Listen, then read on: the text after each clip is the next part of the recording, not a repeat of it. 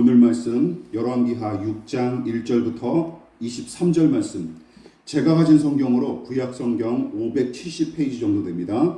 열왕기하 5장 6장 1절부터 23절 말씀까지. 찾으신 줄 알고 저와 여러분이 한 절씩 번갈아 가면서 교독하고 마지막 23절 합독합니다. 제가 먼저 봉독합니다. 선지자의 제자들이 엘리사에게 이르되, 보소서, 우리가 당신과 함께 거주하는 이곳이 우리에게는 좁으니 우리가 요단으로 가서 거기서 각각 한 제목을 가져다가 그곳에 우리가 거주할 처소를 세우사이다 하니, 엘리사가 이르되 가라 하는지라. 그 하나가 이르되, 청하건대 당신도 종들과 함께 하소서 하니, 엘리사가 이르되 내가 가리라 하고, 드디어 그들과 함께 가니라. 우리가 요단에 이르러 나무를 베더니, 한 사람이 나무를 벨 때에 쇠도끼가 물에 떨어진지라. 이에 외쳐 이르되, 아, 내 주여, 이는 빌려온 것이니이다 하니, 하나님의 사람이 이르되 어디 빠졌느냐 하매 그곳을 보이는지라. 엘리사가 나뭇가지를 베어 물에 던져 쇠도끼를 떠오르게 하고 이르되 너는 그것을 집으라 하니, 그 사람이 손을 내밀어 그것을 집으니라. 그때 아람 왕이 이스라엘과 더불어 싸우며 그의 신복들과 의논하여 이르기를, 우리가 아무데에 진을 치리라 하였더니, 하나님의 사람이 이스라엘 왕에게 보내 이르되, 왕은 삼가 아무 곳으로 지나가지 마소서, 아람 사람이 그곳으로 나오나이다 하는지라. 이스라엘 왕이 하나님의 사람이 자기에게 말하여 경배한 곳으로 사람을 보내 방비하기가 한두 번이 아닌지라. 이러므로 아람 왕의 마음이 불안하여 그 신복들을 불러 이르되, 우리 중에 누가 이스라엘 왕과 내통하는 것을 내게 말하지 아니하느냐 하니, 그 신복 중에 한 사람이 이르되, 우리 주 왕이여 아니로소이다. 오직 이스라엘 선지자 엘리사가 왕이 침실에서 하신 말씀을 이스라엘의 왕에게 구하나이다 하는지라. 왕이 이르되 너희는 가서 엘리사가 어디 있나 보라. 내가 사람을 보내어 그를 잡으리라. 왕에게 아뢰어 이르되, 보라, 그가 도단에 있도다 하나이다.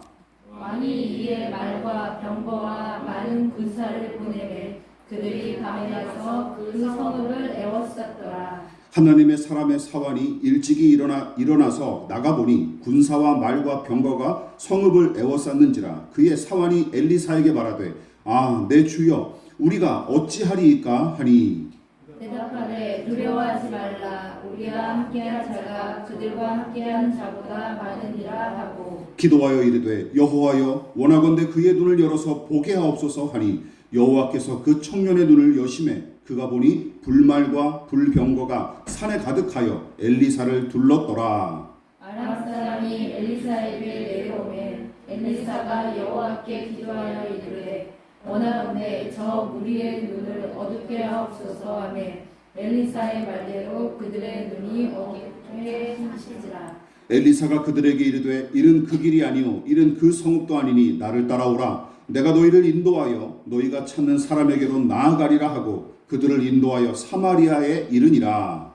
사마리아에 들어갈 때 엘리사가 이르되, 여호와여 이 무리의 눈을 열어서 보게 하옵소서 하니, 여호와께서 그들의 눈을 여심해 그들이 보니 자기들이 사마리아 가운데 있더라. 이스라엘 왕이 그들을 보고 엘리사에게 이르되, 내 아버지여, 내가 치리이까 하니, 대답하되 치지 마소서. 칼과 활로 사로잡은 집 어찌 치리이까. 떡과 물을 그들 앞에 두어 먹고 마시게 하고 그들의 진행으로 돌려보내소서 하는지라. 다 같이 왕이 위하여 음식을 많이 베풀고 그들이 먹고 마심에 놓아 보내니 그들이 그들의 주인에게로 돌아가니라.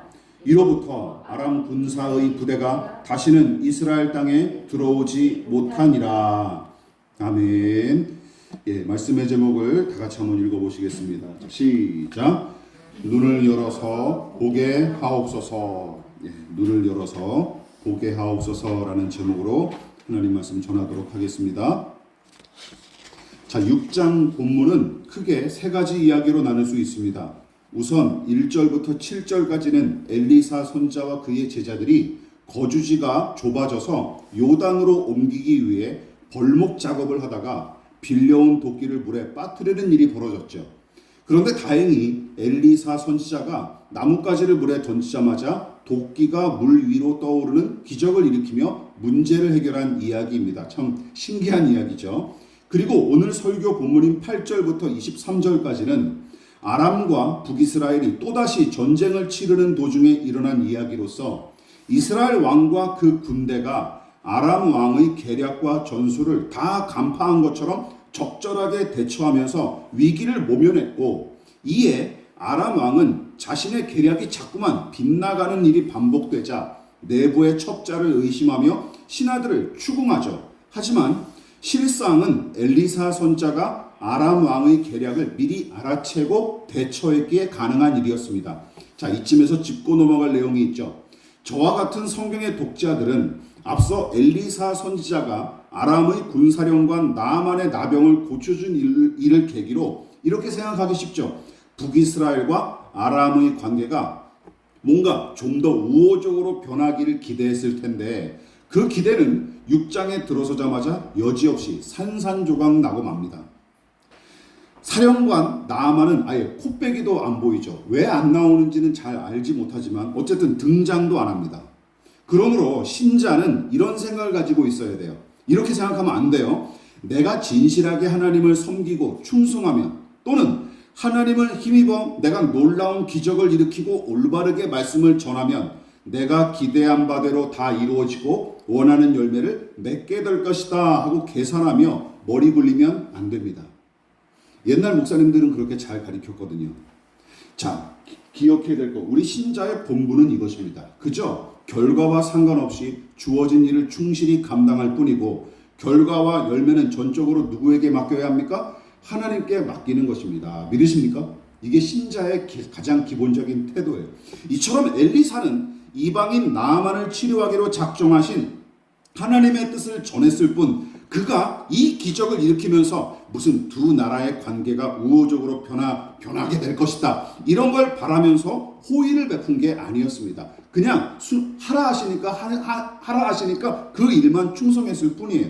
자, 어쨌든 아람 왕은 엘리사를 해코지하기 위해 급기야 중무장한 특공대를 파견했으나 어떤 일이 벌어집니까? 엘리사는 군인들의 눈을 멀게 하는 기적을 일으켜서 위기를 모면했을 뿐만 아니라 포로로 사로잡은 이 아람의 군인들을 처단하라는 왕의 명령을 따르기는커녕 도리어 그들에게 밥과 물을 든든히 먹인 뒤에 평안하게 아람으로 돌려보냅니다.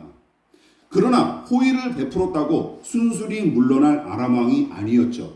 그 이야기가 바로 우리 오늘 본문 이후 24절부터 다음 장인 7장까지 이어지는데, 자, 그와 관련된 내용은 다음 설교에서 우리가 함께 자세하게 살펴보고, 오늘은 물에 빠뜨린 쇠도끼를 떠오르게 한 이 기적 이야기와 함께 엘리사를 잡으러 왔다가 도리어 아람 군대가 낭패를 당한 이야기에 담긴 교훈과 통찰을 두 가지로 함께 나눠보도록 하겠습니다. 여기서도 중요한 내용이 담겨 있으니 잘 따라와 주시기를 부탁을 드리겠습니다. 자, 첫 번째 같이 읽어볼까요? 자, 시작. 엘리사의 기적과 그 사역이 향하는 곳, 그곳이 어디인지 살펴보자라는 것이죠. 여러분, 기적에 관한 성경의 기록은 기적이 일어난 그 사건 자체를 목표로 하지 않습니다. 이 말씀을 잘 들어보십시오. 지난 설교에서 제가 중요하게 언급했다시피 기적이라는 것은 달을 가리키는 손가락이자 표지판과 같은 역할일 뿐입니다. 그러니까 기적 그 자체보다 더 중요한 것은 무엇이냐? 그 기적이 어디를 향하고 무엇을 가리키는지 살피는 게 더 중요합니다. 그렇다면 기적이란 손가락이 가리키는 달, 그리고 그 표지판이 알려주는 목적지는 무엇일까요? 자, 그보다 앞서 기적의 의미가 무엇인지 먼저 살펴보십시다. 국어사전은 기적을 일컬어서 이렇게 정의했어요. 상식으로는 생각할 수 없는 아주 기이한 일, 그리고 종교적으로는 신의 힘으로 행해졌다고 믿는 일로 정의했습니다. 예, 그렇습니다. 인간의 능력과 자연 법칙을 초월하여 일어나는 일이 바로 기적이라는 것이고, 성경은 비이성적으로 불합리하게 보이는 이 신기한 일들에 관해 기록하기를 이상하게도 주저하지 않습니다. 성경의 기적에 관한 이야기가 얼마나 많이 등장합니까? 엘리사의 이야기에서는 더 빈번하게 등장하죠. 자, 왜 그럴까요? 이런 이유 때문입니다. 왜냐하면 우리가 사랑하고 신뢰하는 하나님의 그 성품과 그 영광이 인간의 생각과 우리의 행위에 맞춰 나타나고 주어지기도 하지만 어떤 때는 하나님의 초월성과 신적 권위 등은 자연 법칙과 우리의 생각을 뛰어넘어 일어나는 기적을 통해 더더욱 분명하게 드러나기 때문이죠. 하나님이 우리와 같은 분일 뿐이라면 우리가 굳이 그분을 믿고 의지할 필요가 있습니까? 그럴 필요가 없는 것이죠. 근데 하나님의 초월성과 그 신적인 권위를 잘 드러내는 일들이 다 뭐예요? 기적과 같은 일이라는 것이죠. 이처럼 하나님은 우리와 함께 하시고 우리를 돌보시는 아버지가 되시지만 기억하십시오. 세상 모든 권세보다 강하시고 하늘보다 높으신 분임을 잊어서도 안 되는 것입니다. 이쯤에서 기적의 손가락이 가리키는 달과 그 표지판이 지시하는 중요한 목적지가 자연스럽게 드러나죠. 무엇입니까? 바로 우리 하나님이십니다. 믿으십니까? 기적이 가리키는 것은 바로 하나님이라는 것이죠. 그리고 그 누구보다 엘리사 선지자가 등장할 때마다 어김없이 기적이 일어났고 그것은 무엇을 이야기해 주죠? 하나님의 권능과 은혜는 그가 일으킨 기적을 통해 넉넉히 드러나고 증명됐습니다. 무엇보다 놀라운 기적과 이적을 일으키면서 구원과 심판의 하나님, 만사를 주관하시는 하나님을 누구보다 선명하게 보여줬던 그의 스승 엘리야 못지않게 엘리사도 무수한 기적을 통해 하나님이라는 달을 가리키는 손가락 역할을 제대로 감당합니다. 스승 못지않게 감당해요. 여러분 보십시오. 그런데 중요한 것은 무엇입니까? 미혹에 넘어가거나 실족하지 않고 이 역할을 감당했던 믿음의 사람들을 성경에서도 찾아보기가 참 힘들어요. 이게 문제죠. 심지어 엘리사의 스승인 엘리야 선지자조차도 여러분 기억나십니까? 갈멜산에 올라 엄청난 기적을 연달아 2번씩이나 일으키고 우상 숭배자들을 모두 제압하면서 큰 승리를 거뒀는데도 자기가 바라고 의도한 대로 흘러가지 않았던 탓에 크게 낙심하면서 도망쳤던 일을 떠올려 보십시오. 다시 말해 하나님께서 말씀하시는 대로 그때그때 충성하면 그만이었는데 엄청난 기적과 이적을 연달아 일으키다가 이 사람이 어느 순간부터 그 일들이 자신의 경건과 능력으로 된 것처럼 착각하기 시작했고 급기야 이 기적의 결과도 자기가 원하는 대로 이루어져야 마땅하다고 생각하는 데까지 나아갔던 것 같습니다. 아합과 이세벨이 변화될 것이다. 이 정도 하면 이제 거기까지 나아간 것이죠. 그런데 이런 사례가 성경과 기독교 역사에 비일비재하고 오늘날 우리 주변에도 그런 착각에 사로잡혀 사역하는 이들이 얼마나 많은지 모릅니다. 그런 사람들이 대개 이런 말을 하죠. 내가 설교해서, 내가 안수하고 기도했더니, 그리고 내가 힘써 헌금했더니 하는 말을 자꾸 내세우다 보면 어떤 일이 벌어지는 거예요? 손가락이나 표지판의 역할로 만족하지 못하고 어느새 자기 자신과 자신의 바람이 달과 목적지가 되어버리기 일쑤입니다. 그런 일들이 그래서 벌어지는 거예요. 그러나 엘리사는 스승 엘리야처럼 자기를 나타내지 않고 하나님의 영광과 그 은혜를 드러내기에 힘쓰죠. 그 증거가 무엇입니까? 이렇게 볼 수 있어요.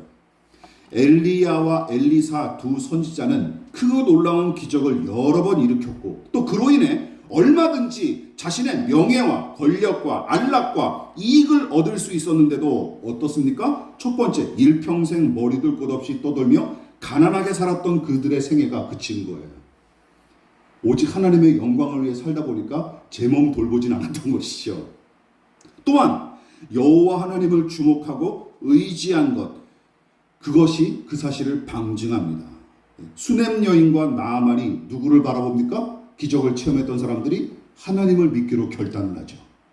만일 교주 노릇했다 그랬으면 엘리사만 쫓아다녔을 것입니다. 두 사람이. 근데 이 두 사람이 어떻게 되죠? 여호와 하나님을 의지하기로 결단하지 않습니까?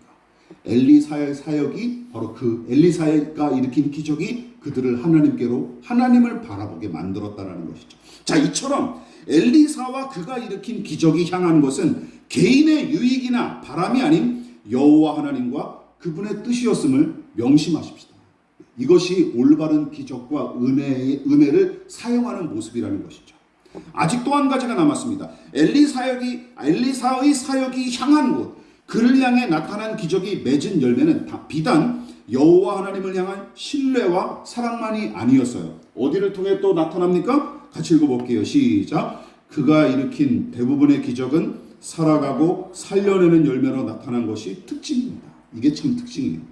물론 조롱하는 베델의 아이들을 저주하는 바람에 42명의 아이들이 앙콤 2마리에게 죽임당하는 일이 있었죠. 그런데 그는 이 일을 계기로 부정적이든 긍정적이든 여러 가지 생각들을 많이 했던 것 같습니다. 그리고 그 이유에서인지 이후에 펼쳐진 그의 사역에는 그와 같은 일이 다시는 발생하지 않아요. 다시는 일어나지 않습니다. 어쩌면 엘리사의 사역에 이게 하나님의 어미하심을 나타낸 일이기도 분명하지만 한편으로 자기가 이건 실수했구나라고 생각할 수도 있는 거예요. 물론 스승 엘리야가 일으킨 기적도 사람의 생명을 살리고 살아내게끔 열매를 맺은 부분도 있으나 징계와 심판의 차원에서 우상 숭배자 850명을 죄다 처단하고 또 그를 잡으러 왔던 두 부대의 군인들이 몰살당한 일은 대부분의 기적이 생명을 살리는 방향으로 나타난 제자 엘리사의 행보와는 사뭇 다르죠. 이게 엘리야와 엘리사의 사역의 또 어떤 커다란 차이점이기도 합니다. 본문처럼 포로로 잡은 아람의 군사들을 죽이지 않고 배불리 먹인 뒤에 돌려보낸 일이 바로 대표적이죠. 그렇다고 스승 엘리야의 사역을 깎아내릴 필요는 없습니다. 왜냐하면 여러분 그 당 엘리야의 사역 당시는 누가 통치하던 시절이었어요? 북이스라엘의 가장 악한 왕 아합이 통치하던 시절 아닙니까? 게다가 이세벨까지 짝짝꿍해서 엄청난 일을 벌였잖아요. 그래서 하나님이 그 당시에는 징계와 심판으로 더 크게 나타나셨던 게 틀림없어요. 하나님께서 북이스라엘의 구원과 회복을 위해 엘리사를 세우시고 사용하셨지만 당신의 거룩함과 정의를 더욱 분명하게 나타내기 위한 의도로 엘리야를 통해 징계하고 심판하신 게 틀림없습니다. 물론 제자인 엘리사의 사역과 그가 일으킨 기적에도 징계와 심판의 요소가 없지 않고 스승인 엘리야 역시 3년 동안 가물어 메마른 땅에 단비를 내리고 사르밧 미망인의 가정을 구원하는 일도 있었지만 두 선지자가 일으킨 기적의 성격과 목적이 사뭇 다른 특징을 지닌 것은 분명하죠. 자, 어쨌든 두 선지자를 통해 일어난 기적, 특히 엘리사 선지자가 일으킨 기적은 대부분 어떤 형태로 나타났어요? 사람을 살리고 살아가게끔 돕는 결과로 나타난 거예요. 그뿐만 아니라 심지어 이런 특징은 재미있게도 그가 죽은 이후에 나타난 기적에도 선명히 드러납니다. 자, 열왕기야 앞으로 살펴볼 텐데 13장에 이런 말씀이 있어요. 같이 읽어볼까요? 시작. 엘리사가 죽으니 그를 장사하였고 해가 바뀜에 모압 도적대들이 그 땅에 온지라 마침 사람을 장사하는 자들이 그 도적대를 보고 그의 시체를 엘리사의 묘실에 들이던짐에 시체가 엘리사의 뼈에 닿자 곧 회생하여 일어섰더라. 이런 일이 벌어집니다. 엘리사가 달려갈 길을 다 마치고 죽은 뒤에 모압의 도적대가 그 땅에 쳐들어와 노략질을 일삼았는데 때마침 장례를 치르던 사람들이 그 도적대를 보고 화들짝 놀라며 운구하던 시신을 엘리사의 무덤에 그냥 던져버리고 도망가 버린 거예요. 그런데 희한한 일이 벌어졌죠. 그 시신이 엘리사의 뼈에 닿자마자 다시 살아나는 일이 벌어진 것입니다. 여러분, 이처럼 하나님께서 죽은 엘리사의 뼈마저 뭘로 사용하신 거예요? 사람을 살리는 도구로 사용하신 거예요. 이것이 보여주는 것이 무엇입니까? 엘리사의 생애와 사역이 회복과 치유를 향하고 또 생명과 삶으로 열매를 맺는 것이었음을 분명하게 보여주는 것이죠. 여러분, 우리의 일이 그리고 각자 주어진 사명이 그리고 나의 믿음과 신앙생활이 누군가를 살리고 살아가게끔 돕습니까? 또한 놀라운 기적과 신비한 은혜를 체험한 사실이 나 자신과 남의 삶에 유익을 끼치고 그의 속사람을 강건하게 하고 있습니까? 아니면 오히려 그 은사와 기적을 빌미로 남을 착취하거나 남에게 착취당하는 중입니까? 저 사람 신령하대. 그 사람한테 늘 꼭꼭 붙어 있어야지. 이단 사이비 교주들한테 붙어 있는 신자들이 대부분 그런 마인드잖아요. 착취당하는 것이죠. 자기도 모르게. 그러므로 신기하고 놀라운 일 자체에 환호하지 마시고 그것이 어디로 향하고 무슨 열매를 맺는지 살펴보십시오. 이게 끝이 아닙니다. 본문에 기록된 두 가지 기적은 우리에게 또 다른 두 번째 통찰을 제공합니다. 자, 한번 읽어볼까요? 시작. 불안과 공포에 떠는 사람들, 엘리사의 평안과 용기. 여러분, 물에 빠진 쇠도끼를 찾은 일과 아람 군대를 물리친 일은 기적의 규모나 양상 자체가 너무나 다른 탓에 하나로 묶어보기가 어려운 게 사실이지만 두 이야기 모두 생계와 생명의 위협에서 살 길을 얻었다는 공통점이 있죠. 그뿐만이 아닙니다.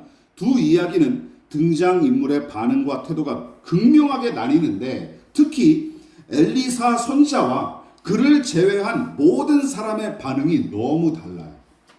그러니까 엘리사 선지자는 곤경에 맞닥뜨려서도 내내 평정심을 유지한 채로 차분하게 문제를 해결해 나아가지만 나머지 등장인물들은 어떻습니까? 불안과 공포에 떨거나 분노와 조급함에 사로잡힌 모습으로 등장해. 자, 그 모습을 정리하면 이렇게 네 가지로 정리해 볼 수 있습니다. 자, 한번 눈으로 보십시오. 여러분, 이렇게 세 가지뿐만 아니라 맨 마지막에 등장하는 이스라엘 왕은 5장에서도 저 혼자 착각에 빠져 화를 냈다가도 도리어 아람이 침공하는 줄로 알고 두려워 떨었었는데 여기서도 비슷하게 엘리사의 사역에 초를 치는 역할로 등장을 합니다. 어서 죽입시다. 뭐 이래요. 이놈들을 어서 죽입시다. 이러는 거죠. 이처럼 선지자의 제자들은 물론이고 아람과 이스라엘 왕도 그들의 권위에 걸맞지 않게 내내 조급함에 사로잡혀 두려워 떠는 모습으로 등장하죠. 결국은 그들도 한낱 연약한 인간일 뿐임을 여실히 보여주는 것입니다. 그러나 엘리사의 모습은 그들과 사뭇 다르게 기록됐습니다. 물론 본문에 이런 단어는 등장하지 않아요. 무슨 용감히, 편안히, 차분하게와 같은 형용사가 직접적으로 기록된 것은 아니지만 5장부터 6장까지 기록된 엘리사의 모습은 앞서 언급한 형용사를 굳이 덧붙이지 않아도 될 만큼 의연하고 차분한 모습으로 등장합니다. 좀 더 정확하게는 베델의 아이들이 암콩 2마리에게 죽임당한 일 이후로는 어떤 난관에 봉착하든 상관없이 엘리사는 늘 침착하고 의연하게 사태를 해결했고 본문의 다른 등장인물들처럼 두려워하거나 조급한 모습을 찾아보기가 힘듭니다. 자, 그러면 우리는 이제 여기서 관찰하는 것으로 끝나면 안 되죠. 그러면 어떻게 그럴 수 있었을까요? 이게 중요하죠. 어떻게 그럴 수 있었을까? 아람 왕의 군사들이 엘리사를 잡으러 왔을 때 엘리사와 그의 종이 나눈 대화에서 그 대답을 엿볼 수 있습니다. 열왕기하 6장 15절과 16절 제가 읽어보겠습니다. 여러분 눈으로 잘 보십시오. 중요한 말씀입니다. 하나님의 사람의 사환이 일찍이 일어나서 나가보니 군사와 말과 병거가 성읍을 에워쌌는지라. 그의 사환이 엘리사에게 말하되 내 주여 우리가 어찌하리이까 하니 대답하되 두려워하지 말라. 우리와 함께한 자가 그들과 함께한 자보다 많으니라 하고 기도하여 이르되 여호와여 원하건대 그의 눈을 열어서 보게 하옵소서 하니 여호와께서 그 청년의 눈을 여심해 그가 보니 불말과 불병거가 산에 가득하여 엘리사를 둘렀더라. 엘리사와 그의 종이 무섭게 들이닥친 아람의 특공대들 앞에 사뭇 다른 태도를 보이는 근본적인 이유가 무엇입니까? 엘리사도 그의 종과 마찬가지로 무섭게 들이닥치는 아람의 군사와 말과 전차를 똑똑히 목격했지만 하나님께서 보내신 불말을 탄 기마 부대와 또 불병거 부대도 선명하게 볼 수 있었기에 눈 하나 깜짝하지 않고 평안히 대처할 수 있었습니다. 사환은 못 보던 것을 엘리사는 봤기 때문이죠. 즉 믿음의 눈으로 하나님의 일하심과 돌보심을 똑똑히 볼 수 있었던 까닭에 현실의 문제와 곤경 앞에서도 주눅들거나 불안에 떨지 않고 의연할 수 있었습니다.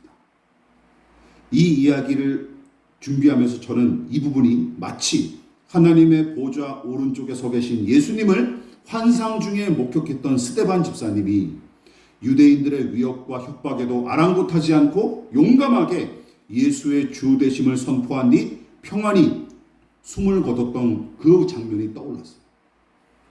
엘리사도 하나님의 일하심과 그 신령한 은혜를 믿음의 눈으로 직접 바라볼 수 있었기에 죽을 위기 앞에서도 의연할 수 있었던 것입니다. 문제는 무엇입니까? 우리와 별반 다르지 않게 살아가는 바로 다른 등장인물들이죠. 우리가 엘리사 같진 않잖아요. 다른 등장인물들이 오히려 우리의 모습에 더 가깝지 않습니까? 그들과 우리의 공통점은 무엇입니까? 잘 들어보십시오. 두 눈으로 보는 것만 믿고 보이는 것만으로 판단하는 것이 공통점입니다. 그렇죠. 눈에 보이는 것으로만 판단하는 것이 엘리사를 제외한 오늘 본문의 등장인물들과 우리의 공통점이죠. 그래서 지금 코앞에 닥친 어려움과 위협을 목격하고 두려워 떨기 일쑤였습니다. 당장 그 문제를 해결하기 위해 조바심을 내면서 무작정 무엇이든 의지하는 행태도 비슷합니다. 그러나 엘리사는 눈에 보이는 현실과 겉으로 드러난 사실만으로 판단하지 않았습니다. 이게 중요해요. 눈에 보이는 현실과 겉으로 드러난 사실만으로 판단하지 않았습니다. 그렇다고 분명한 사실과 엄연한 현실을 애써 외면하거나 무시했다라는 말은 아닙니다.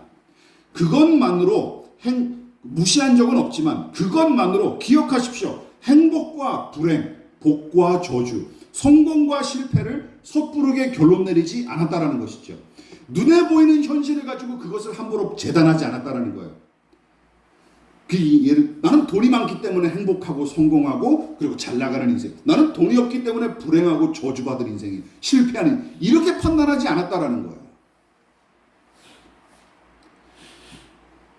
여러분 보십시오. 그렇다면 엘리사가 특수한 능력을 지녔기에 남들은 볼 수 없었던 영적인 일을 목격했던 것일까요? 아닙니다. 그가 특별한 사람이거나 특수한 능력을 지녔기에 하늘의 군대를 볼 수 있었던 게 아니라 하나님을 신뢰하는 마음이 있었기에 그 믿음으로 보이지 않는 현실 이면의 세계까지 볼 수 있었던 거예요. 그러나 엘리사가 단지 믿음의 눈으로 하나님의 일하심을 직접 목격했기에 평안과 용기를 누렸던 것은 아닙니다. 여러분, 오히려 믿음의 눈과 귀로 볼 수도 없었고 들리지 않았던 경우에도 엘리사는 의연하고 용감하게 크고 작은 어려움을 대처해 나아갔어요. 여러분 생각해 보십시오. 앞서 쇠도끼가 물에 빠진 이야기가 바로 여기서 필요해요. 여러분, 그때 앞서 물에 빠졌던 도끼를 떠오르게 하고 또 5장에서 나만의 나병을 고쳤을 때도 믿음의 눈으로 하늘의 군대를 목격했던 것과 같이 그런 일들이 일어날 거로 과연 엘리사가 미리 내다봤을까요? 그럴 가능성은 거의 없습니다. 그럴 리가 없습니다. 그러니까 열왕기하 6장은 두 가지 경우를 다 보여주는 거예요. 하늘의 군대를 믿음의 눈으로 직접 목격했을 때뿐만 아니라 물에 빠진 도끼를 어떻게 되찾을지 알지 못할 때도 그는 평안과 소망과 용기를 잃지 않았습니다. 다시 말해 엘리사는 육신의 눈으로 볼 수 없을 때뿐만 아니라 영적인 눈으로 볼 수 없을 때조차도 선하게 일하신 하나님을 신뢰하는 믿음으로 의연할 수 있었던 것이죠. 여러분 기억하십시오. 이것이야말로 성경이 가르치는 진짜 믿음이고 히브리서의 저자는 그 믿음에 관해 이렇게 정의를 내렸습니다. 유명한 말씀이죠. 같이 읽어볼게요. 시작. 믿음은 바라는 것들의 실상이요 보이지 않는 것들의 증거니. 무슨 뜻입니까? 공동번역 성경이 이 부분을 좀 더 쉽게 번역했습니다. 한번 또 한번 같이 읽어볼까요? 읽어보겠습니다. 시작. 믿음은 우리가 바라는 것들을 보증해주고 볼 수 없는 것들을 확증해줍니다. 즉 우리가 바라는 것들에 대하여 확신하는 것, 또한 보이지는 않지만 그것이 사실임을 아는 것이 무엇이다? 믿음이 주는 효과라는 것이죠. 믿음. 명심하십시오. 육신의 눈으로 보이는 것이 전부가 아니라 믿음의 눈으로 보이는 것이 있음을 아는 것, 이게 무엇이다? 믿음이라는 것입니다. 거기서 더 나아가 육신의 눈이든 믿음의 눈이든 상관없이 보이지 않고 들리지 않을 때라도 하나님의 선한 뜻이 반드시 이루어질 거로 믿는 것이 우리 기독교 신앙입니다. 믿으십니까? 그래서 찬송가에 있지 않습니까? 이 눈에 아무 증거 아니 배어도, 이 귀에 아무 소리 아니 들려도 믿음만을 가지고서 늘 걸으며. 얼마나 멋진 찬양입니까? 하나님을 신뢰했기에, 그럴지라도 하나님을 신뢰했기에 평안과 자유를 누리고 용기와 소망을 끝까지 품은 인생, 그것이 바로 가장 그리스도인다운 삶의 모습이라는 것이죠. 말씀을 마무리하도록 하겠습니다. 우리의 신앙과 사명은 어떻게 증명됩니까? 다시 한번 여러분 이 오늘 설교 말씀을 되돌아보십시오.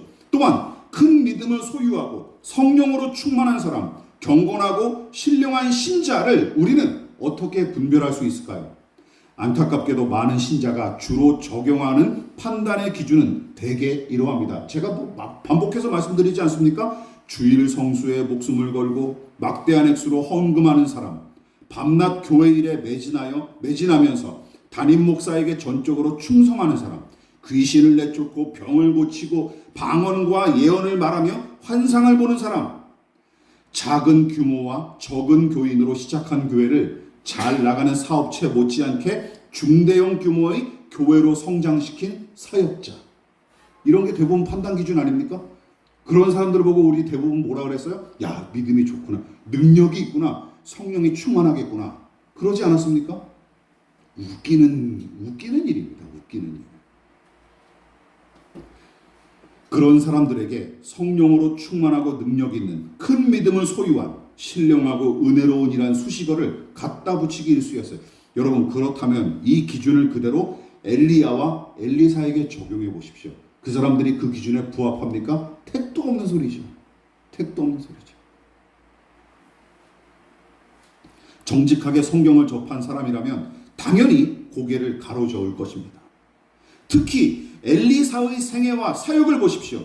달을 가리키는 손가락과 목적지로 안내하는 표지판의 사명을 충실히 감당했기에 그가 일으킨 무수한 기적은 하나님의 영광과 권능을 드러내기에 모자람이 없었을 뿐만 아니라 자기 생명과 이익만 도모하지 않고 개인과 공동체의 유익과 생명으로 열매를 맺었습니다.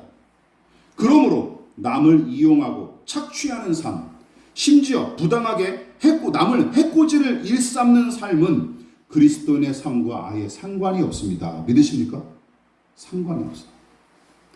누군가 그런 삶을 일삼으면서도 혹시나 매일 예언과 방언과 환상과 병고침을 일으킵니까? 그런 사람들이 존재해요. 하나님의 일하심과 상관없으니 분별하고 얼른 그 곁에서 떠나십시오. 가짜들입니다.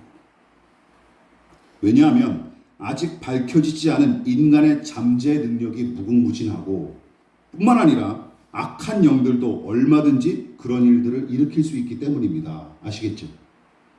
그래서 무슨 신기한 일이 일어났다고 해서 그게 다 하나님의 역사라고 착각하시면 안 돼요. 큰일 납니다. 큰일 나요. 그럼 이제 저 같은 사람이 이렇게 얘기하는 거죠. 남 눈치 보지 않고 내 삶을 살아가되 남에게 피해를 주지 않는 삶 정도면 괜찮지 않습니까? 라고 물으실 수 있습니다. 아닙니다. 세상살이를 위해서는 통용될 수 있겠지만 그것 역시 그리스도인의 삶과는 거리가 멉니다. 또한 여러분이 누리는 평안과 자유와 용기는 어디서 옵니까?